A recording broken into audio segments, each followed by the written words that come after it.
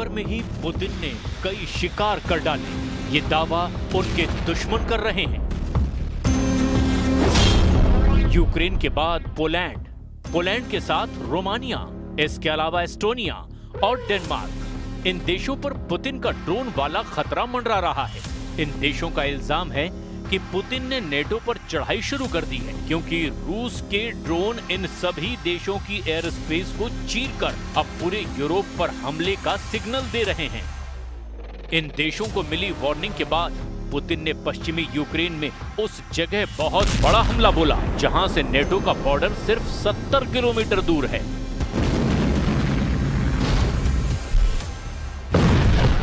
रूस ने Poland border के करीब यूक्रेन के ल्यूव शहर पर बहुत बड़ा हमला कर दिया है।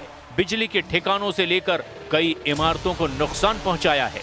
रूस के ड्रोन और क्रूज मिसाइल वाली फोर्स ने लगातार इस शहर पर हमले किए हैं।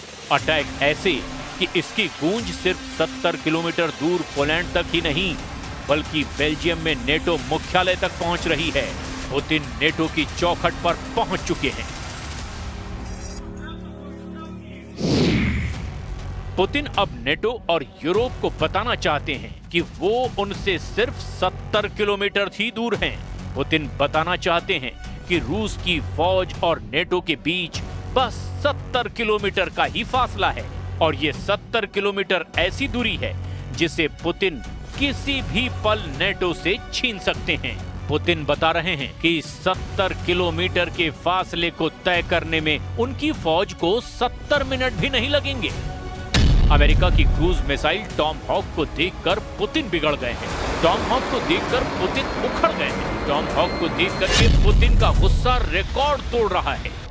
2500 किलोमीटर रेंज वाली ये क्रूज मिसाइल अब यूक्रेन को मिल सकती है, और इस मिसाइल ने रूस और नेटो के बीच तनाव को बहुत ज्यादा बढ़ा दिया है। हालात ये हैं कि पुतिन के ड्रोन अपना बॉर्डर पार करके रूस के दुश्मनों को ललकार रहे हैं। डेनमार्क की प्रधानमंत्री कह चुकी हैं कि नॉर्वे, पोलैंड और रोमानिया के बाद अब उनका देश खतरे में है, क्योंकि इन 3 देशों में ड्रोन वाली घुसपैठ के बाद अब यही पैटर्न डेनमार्क में भी दोहराया गया है। मतलब साफ है कि रूस पूरे पूर्वी यूरोप को दबाव में लाना चाहता है, और ये बात डोनाल्ड ट्रंप को भी बहुत अच्छी तरह से मालूम है।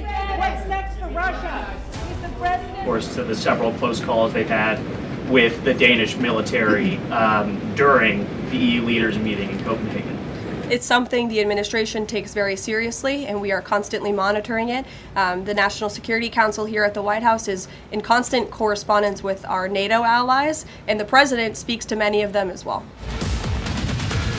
जर्मनी ने पुतिन को भड़काने वाला एक और कदम उठाया है। जर्मनी के रक्षा मंत्री बोरिस पिस्टोरियस ने लिथुआनिया जाकर के रूस को आमने सामने के युद्ध के लिए ललकार दिया। जर्मन रक्षा मंत्री ने कहा कि बाल्टिक देशों को बचाने के लिए उनका देश बिल्कुल तैयार है, और जर्मनी इस इलाके में रूस को मुंहतोड़ जवाब देगा। इसके लिए लिथुआनिया में 2026 तक जर्मनी के 2000 सैनिक तैनात रहेंगे। पुतिन से नेटो की लड़ाई का खतरा बहुत बड़ा है। रूस से लड़ने के लिए फ्रांस पहले ही तैयार बैठा है। फ्रांस का सबसे खतरनाक जेट राफाल लगातार पोलैंड के आसमान में गश्त लगा रहा है। युद्ध का माहौल अंगड़ाई ले रहा है। ये फ्रांस के राफाल जेट हैं, जिन्हें भेजने वाले इमैनुअल मैक्रों हैं। अब पुतिन से टक्कर लेने के लिए इमैनुअल मैक्रों पूरी तरह से आगे आ गए हैं।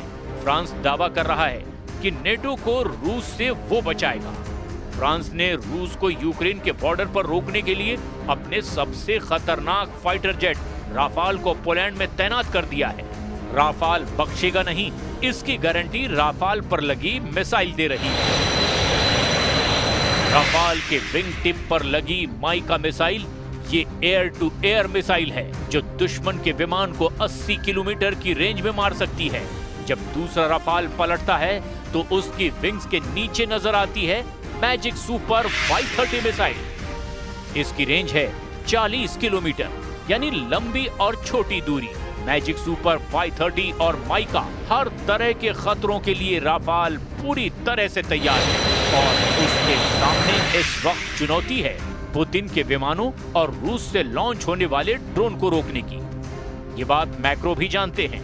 और इस बात से डोनाल्ड ट्रंप भी बहुत अच्छी तरह वाकिफ हैं कि एक बार पुतिन ने यूक्रेन के बाद नेटो की तरफ कदम बढ़ाया तो पहला हमला बाल्टिक देशों या फिर उनके दक्षिण में ही पोलैंड पर होने का खतरा है और फिर आगे की राह पुतिन खुद तैयार कर लेंगे। पुतिन की तैयारी चौतरफा नजर आ रही है। वो युद्धाभ्यास करके समंदर से ज़िरकॉन हाइपरसोनिक मिसाइल भी फायर कर रहे हैं। उनके सुखोई 34 सुपरसोनिक बॉम्बर भी तैयार कर दिए गए हैं। रूस और बेलारूस अपनी सेनाओं के बीच तालमेल बढ़ाने के लिए किसी भी हद तक जाने को तैयार हैं। पोलैंड इस तैयारी का सबसे बड़ा नुकसान उठा सकता है, इसकी आशंका पूरे नेटो को है। पुतिन की सेना ने 3.5 साल के युद्ध में सबसे खतरनाक अटैक की तैयारी शुरू कर दी है। रूस इस बार यूक्रेन पर नहीं बल्कि नेटो पर सबसे बड़े हमले के लिए खुद को आजमा रहा है, क्योंकि अमेरिका और नेटो ने भी रूस को दबाने में कोई कसर बाकी नहीं रखी है।